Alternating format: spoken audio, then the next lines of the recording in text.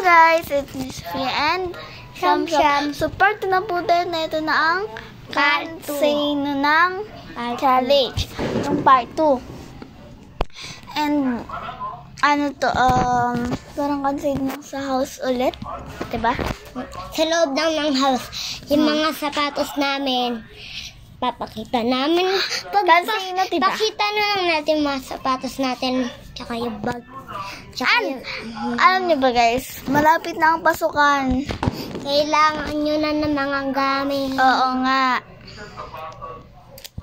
Let's go, pakita na natin.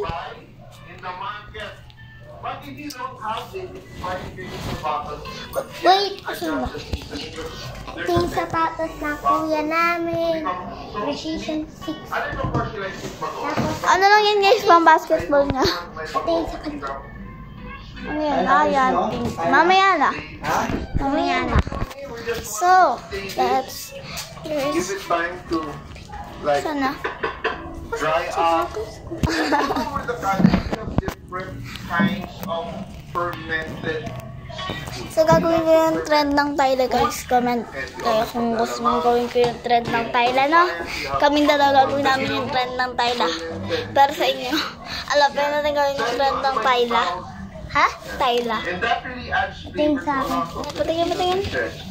Ayun sa kanya. Ayan guys, kulay green din. I will add later on. So I just want to saute this, you know, Saka ito. make sure that my Yan din. onions are Halika na.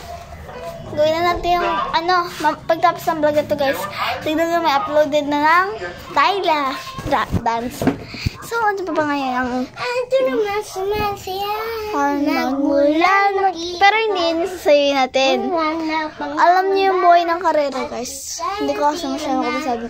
Yung $1 million, alam mo yun. At yan, guys. $1 million. Search nyo na lang malambing may lalabas dun.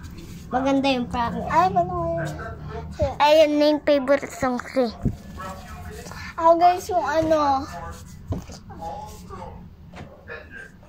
Oo, nalanding din. So, Para sa crush ko ka, sasayawin ko yun. Tayla.